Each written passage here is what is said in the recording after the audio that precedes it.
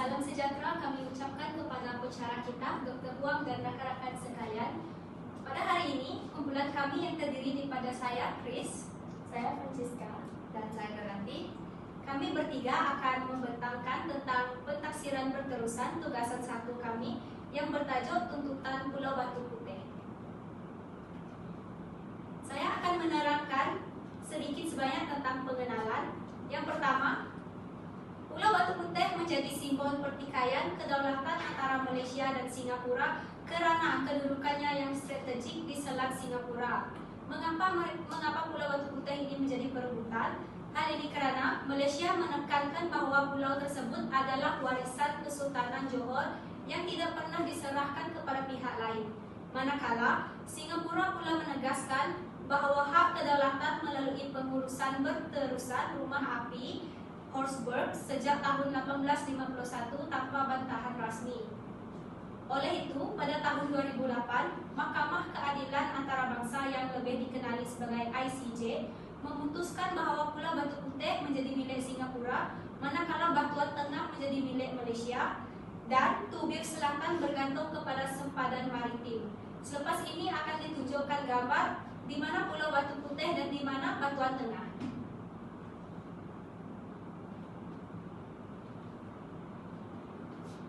Baiklah, dalam gambar peta ini kita dapat melihat jarak di antara Malaysia ke Pulau Batu Putih iaitu 7.7 dan jarak di antara Singapura ke Pulau Batu Putih adalah sedikit jauh iaitu 25.5.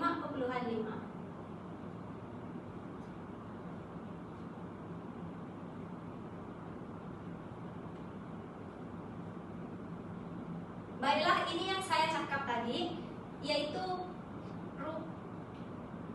rumah api ini menjadi milik Singapura dan batu ini menjadi milik Malaysia. Di sini juga disertakan 2 video. Video yang pertama ini mengenai video yang pertama ini dikeluarkan oleh berita RTM di mana mereka berita RTM telah mengulas sedikit sebanyak tentang kejadian perebutan di antara pertidihan Pulau Batu Putih ini. Seterusnya, video yang dikeluarkan oleh Astro Awani ini membincangkan mengenai jarak di antara Malaysia dengan Pulau Batu Putih dan Singapura dan Pulau Batu Putih seperti yang saya telah terangkan pada permulaan tadi.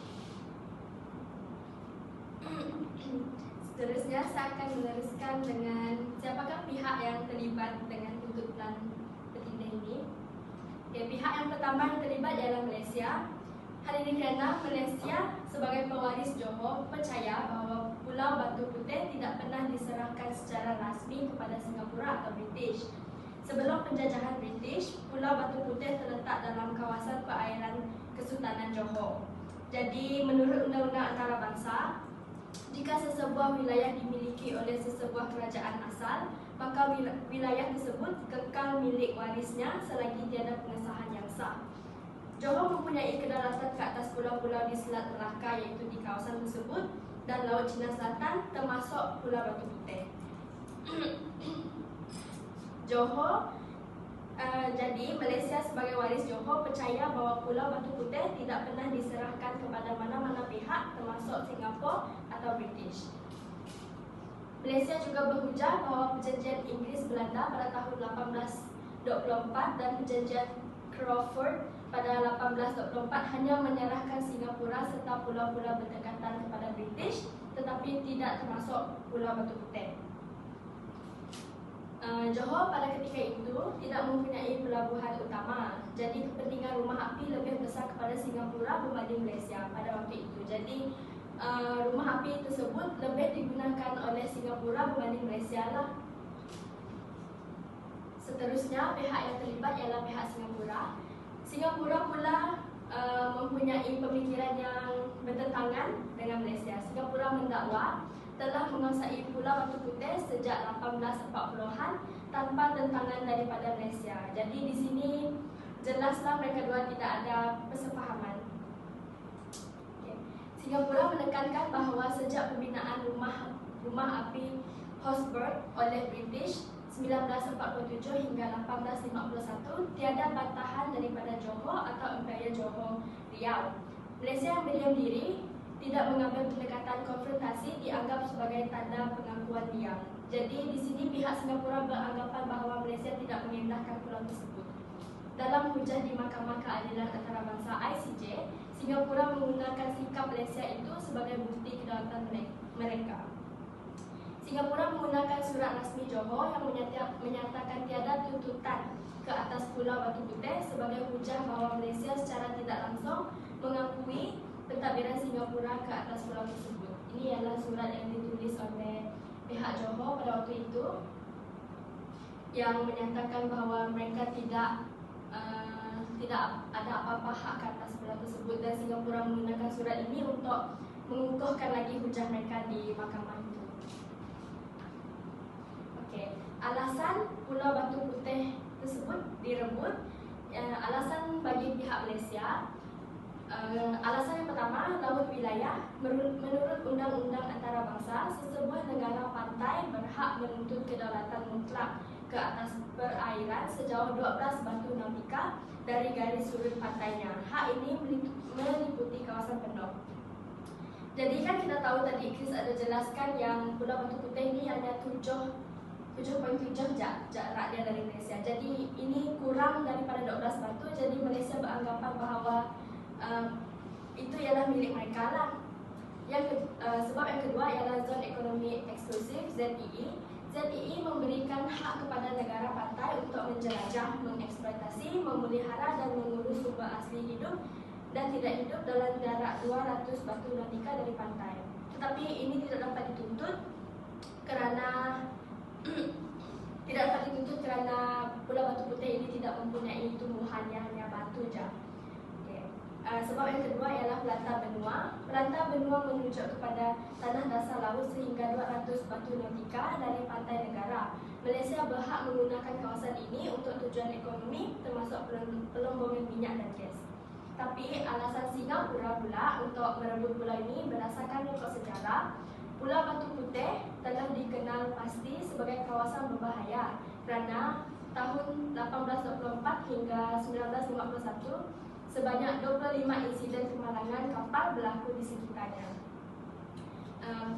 Pada asalnya pulau tersebut tidak berpenghuni dan kurang diberikan perhatian. Jadi pada tahun 1851 apabila Kapten James Horsburgh, seorang warga British daripada Syarikat Hindia Timur Inggeris (SHTI), membina sebuah rumah api di kawasan tersebutlah untuk menjaga keselamatan. Sejak pembinaan itu, pihak British dan kemudiannya Singapura menegaskan bahawa Pulau Batu Putih berada di bawah kedaulatan mereka.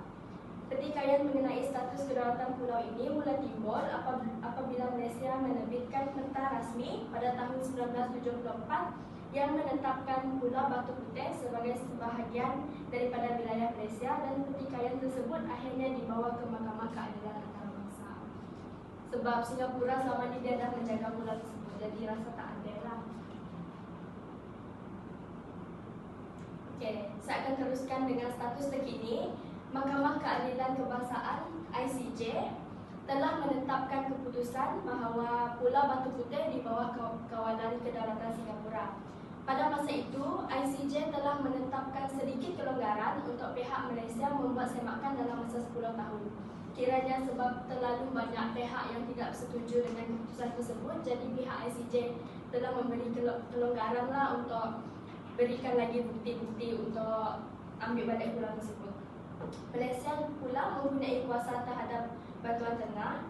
Singapura telah menyatakan kesediaan untuk meneruskan rundingan dengan Malaysia berhubung sempadan maritim di sekitar Pulau Batu Putih. Walau bagaimanapun, isu kedaulatan pulau tersebut kekal menjadi perhatian utama.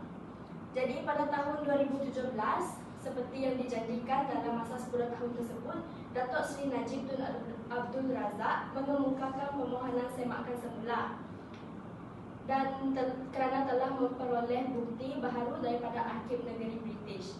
Tetapi disebabkan negara kita telah menukar Perdana Menteri pada ketika itu, pada tahun 2018 Tun Dr. Mahathir kembali menjadi Perdana Menteri dan membuat keputusan untuk mengambil balik semakan tersebut untuk menjaga hubungan baik negara. Kerana pada waktu itu Tun Dr. Mahathir beranggapan bahawa pulau itu tidak memberikan apa-apa manfaat kepada negara dan lebih baik dan menjaga hubungan baik antara negara. Baiklah, saya akan teruskan dengan perjalanan kes tentang tuntutan Pulau Batu Putih.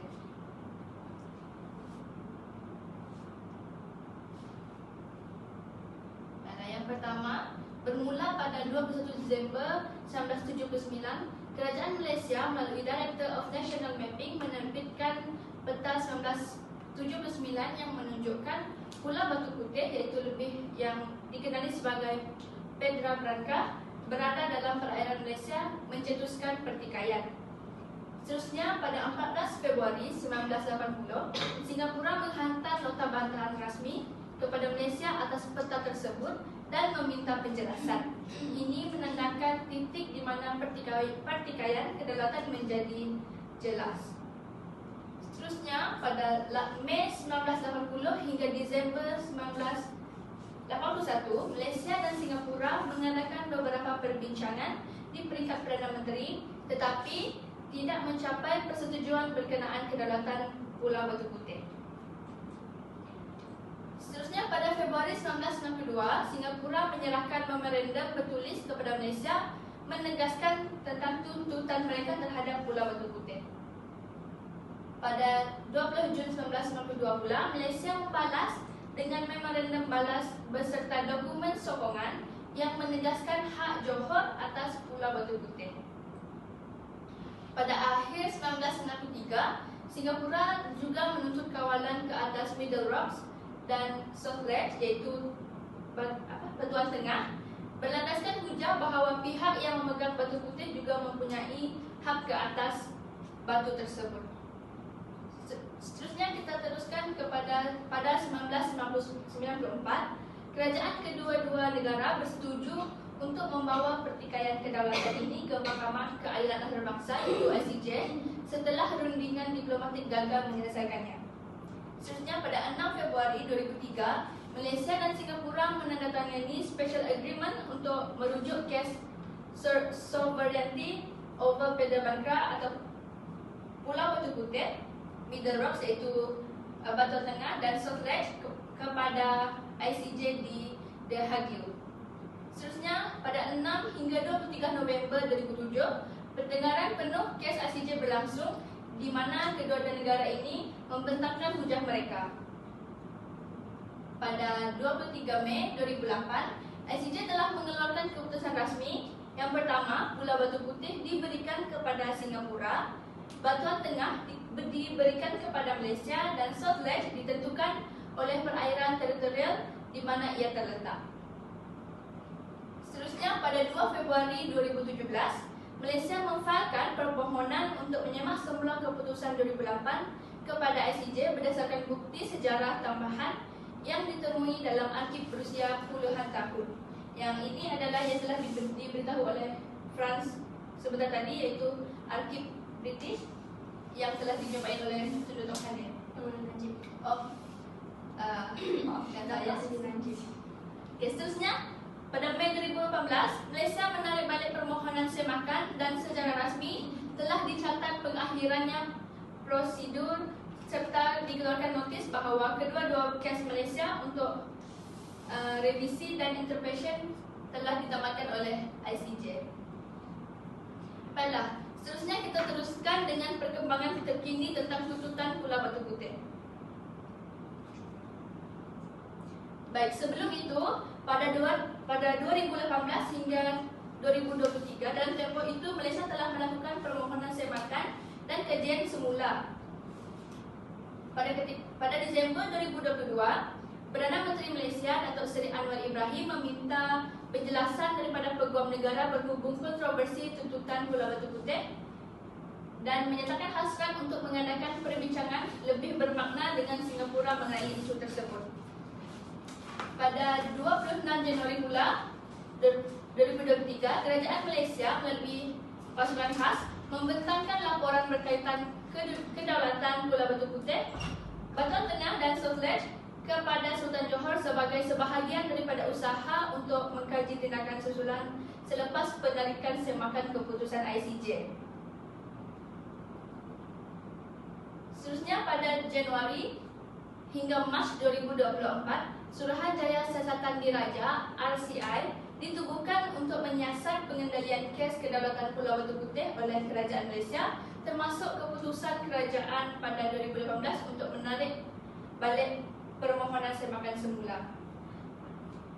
Pada Disember 2024 pada tahun yang sama, RCI mendapati bahawa Malaysia sebenarnya mempunyai kes yang berasas jika tindakan semakan semula ICJ diteruskan dan mengkritik keputusan kerajaan sebelum ia menarik balik semakan tersebut. Pada tahun 7 Januari 2025, pada Retreat Malaysia Singapura 2025, kedua pemimpin negara menegaskan komitmen untuk menyelesaikan isu yang berkaitan pelaksanaan keputusan ICJ, termasuk memperjelas sempadan maritim di antara Batu Putih, Middle Rocks dan South Ledge.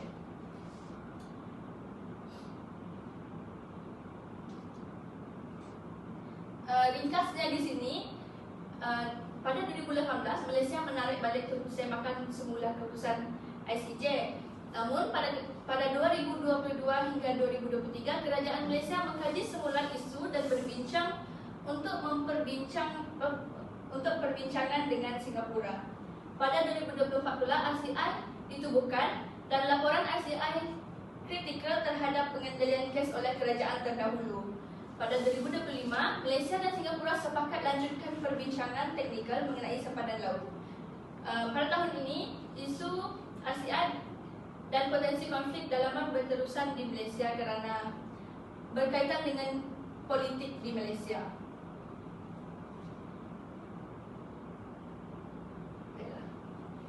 Baiklah, yang terakhir saya akan menerangkan tentang implikasi isu ini terhadap negara kita, yaitu Malaysia. Di sini kami memberikan tiga isu. Isu pertindihan sempadan Pulau Batu Putih memberi implikasi besar kepada Malaysia dari segi tiga aspek utama, yaitu kedaulatan negara, keselamatan maritim serta ekonomi dan sumber laut. Pertama, dari sudut kedaulatan dan sempadan negara, yaitu keputusan Mahkamah Keadilan Antarabangsa yang memberikan Pulau Batu Putih kepada Singapura menyebabkan Malaysia kehilangan satu lokasi strategik di Selat Johor. Walaupun Malaysia masih memiliki Middle Rocks yang dikenali sebagai Batuan Tengah, isu sempadan ini terutama di kawasan South Ledge memerlukan rundingan teliti kerana melibatkan pertindihan perairan dan kepentingan jangka panjang negara. Hal ini menunjukkan bahawa isu sempadan berkait rapat dengan maruah dan kedaulatan negara. Seterusnya yang kedua, implikasi dari aspek keselamatan dan penguatkuasaan maritim, yaitu pertindihan sempadan menjadikan kawasan keselamatan laut lebih kompleks. Hal ini kerana risiko pencerobohan dan salah faham antara pihak berkuasa boleh berlaku jika sempadan tidak dimuktamadkan. Oleh itu, kerjasama dan penyelarasan berterusan antara Malaysia dan Singapura amat penting bagi mengelakkan ketegangan dan konflik. Akhir sekali yang ketiga, yaitu kesan terhadap ekonomi dan sumber laut. Hal ini kerana aktiviti perikanan nelayan tempatan terhad akibat kawasan perairan yang dipertikaikan. Ini saya boleh bagi contoh rakyat Malaysia yang menjadi nelayan tetapi termasuk kawasan perairan yang dikatakan milik Singapura. Jadi ini akan menimbulkan konflik dan kesalahfahaman antara dua negara, lalu mencetuskan pergaduhan yang tidak diinginkan. Seterusnya, potensi penerokaan sumber laut perlu ditangguhkan sehingga sempadan dimuktamadkan. Akhir sekali, Malaysia perlu mengimbangi kepentingan ekonomi dengan hubungan diplomatik dua hala. Itu saja pembentangan dari kami, dan ini merupakan rujukan yang kami rujuk untuk membuat pembentangan kami pada hari ini. Seterusnya kita akan memasuki sesi soal jawab daripada pihak penonton. Saya ada soalan. Mengapa Malaysia perlu bekerjasama dengan Singapura dalam menangani isu pertindihan sempadan ini? Terima kasih. Baiklah, terima kasih atas soalan yang diajukan. Malaysia perlu bekerjasama dengan Singapura dalam menangani isu pertindihan sempadan ini kerana pertindihan sempadan Pulau Batu Putih ini membagi memastikan kestabilan dan keselamatan serantau sentiasa terpelihara. Dalam arti kata lain, supaya tidak selalu berlaku pergaduhan. Selain itu, kerjasama yang baik boleh berlaku dan mengelakkan ketegangan seperti yang saya cakap sebentar tadi. Seterusnya, kerjasama penting untuk mengelakkan pertikaian berpanjangan serta memastikan penyelesaian dibuat secara diplomatik berlandaskan undang-undang antarabangsa. Ini dapat menjaga maruah dan kedaulatan negara masing-masing. Tambahan pula, ini dapat mengelakkan ketidakadilan antara dua negara supaya kedua-dua mendapat manfaat dan tidak berlaku berat sebelah. Di samping itu, kerjasama membantu melindungi kepentingan ekonomi dan sumber laut seperti aktiviti perikanan dan perdagangan. Seperti yang saya terangkan tadi, aktiviti perikanan yang dilakukan oleh nelayan dan perdagangan oleh kerana selat ini merupakan laluan yang strategik. Kesimpulannya, kerjasama Malaysia dan Singapura amat penting bagi menjamin keselamatan, kestabilan, hubungan diplomatik yang baik, serta kesejahteraan ekonomi kedua-dua negara. Itu saja jawaban dari saya. Adakah menjawab jawaban saudari? Terima kasih. Sama-sama.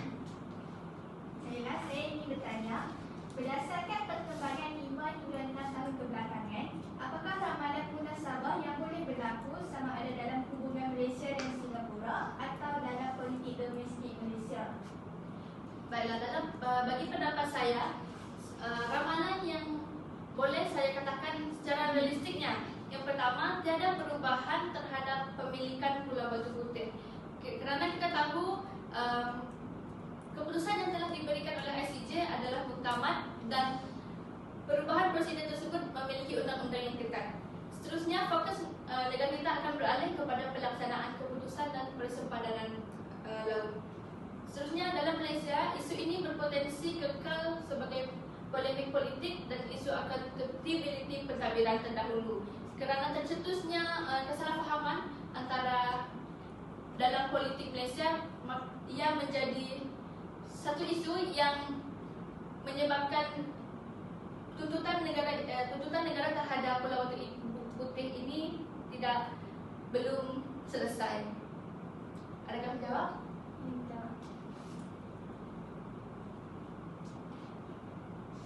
Baiklah, saya ada soalan yang ingin diajukan. Bilakah kes Batu Putih dibawa ke Mahkamah Keadilan Antarabangsa? Okey, saya akan menjawab soalan saudara Alex. Kes Pulau Batu Putih ini dibawa ke Mahkamah Keadilan Antarabangsa bermula pada tahun 1979 kerana Malaysia pada waktu itu telah mengeluarkan peta rasmi Malaysia dan meletakkan Pulau Batu Putih di bawah peta Malaysia. Baiklah, bersisahkan masa yang ada, saya ingin bertanya kepada saudari Adla. Baik, daripada perbincangan kami, apakah iktibar yang boleh Malaysia dapat berdasarkan daripada isu ini? Baiklah, iktibar yang saya dapat daripada isu yang kamu semua bentangkan sebentar tadi ialah kepentingan dokumentasi dan rekod sejarah. Bermaksudnya di sini Malaysia perlu menyimpan dokumen sejarah dan rekod wilayah secara sistematik kerana perkara ini boleh menjadikan bukti yang penting dalam mempertahankan kedaulatan. Adakah menjawab soalan? Baik, saya menyetujui ujar saudari. Jadi sekian sahaja. Baik, kami teruskan dengan Franz. Baiklah, saya akan tanya dengan saudari Alex. Soalannya berbunyi, bagaimanakah bukti sejarah digunakan oleh kedua-dua negara tersebut? Okey, baiklah. Pertama sekali, bagi negara Malaysia menggunakan sebahagian daripada wilayah Kesultanan Johor sebagai bukti sejarah untuk mengambil semula hak di atas Batu Putih. Baiklah, kemudian kemudian bagi negara Singapura pula, mereka menggunakan bukti pentadbiran, bukti peta dan dokumen rasmi yang digunakan semasa mereka mengurus pulau tersebut dalam tempo yang lama. Baiklah, saya akan mengajukan soalan terakhir. Saya akan mengajukan kepada Adriana. Bilakah kes Batu Putih diputuskan? Kes Batu Putih diputuskan pada 23 Mei 2008 oleh Mahkamah Keadilan Antarabangsa di Hague, Belanda. Baiklah. Baik, terima kasih atas perhatian saudara dan saudari semua. Sekian saja pembentangan daripada kami. Sekian, terima kasih.